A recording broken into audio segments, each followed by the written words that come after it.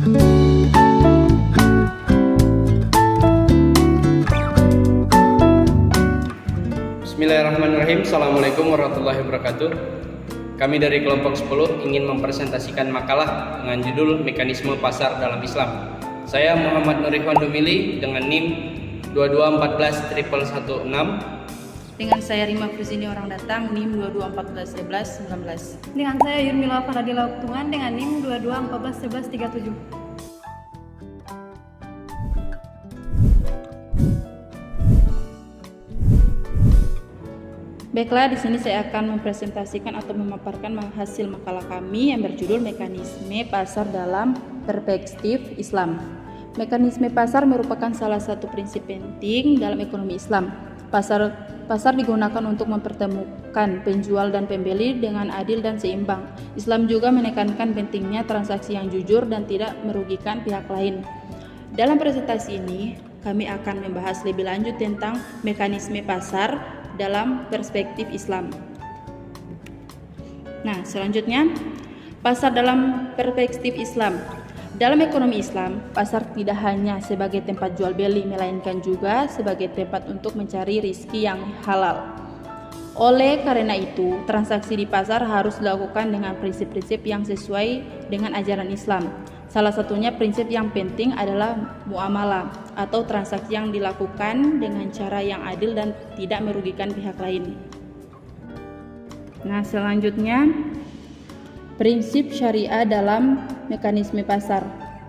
Dalam ekonomi Islam terdapat beberapa prinsip syariah yang harus diterapkan dalam mekanisme pasar. Beberapa di antaranya adalah transparansi, keadilan, dan tidak merugikan pihak lain. Transaksi juga harus dilakukan dengan cara yang halal dan dalam batas-batas yang diizinkan oleh agama. Baiklah, itulah prinsip syariah dalam mekanisme pasar. Nah, materi selanjutnya akan dibawakan oleh Saudari Yurmila Paputungan. Baiklah, dampak mekanisme pasar yang tidak seimbang.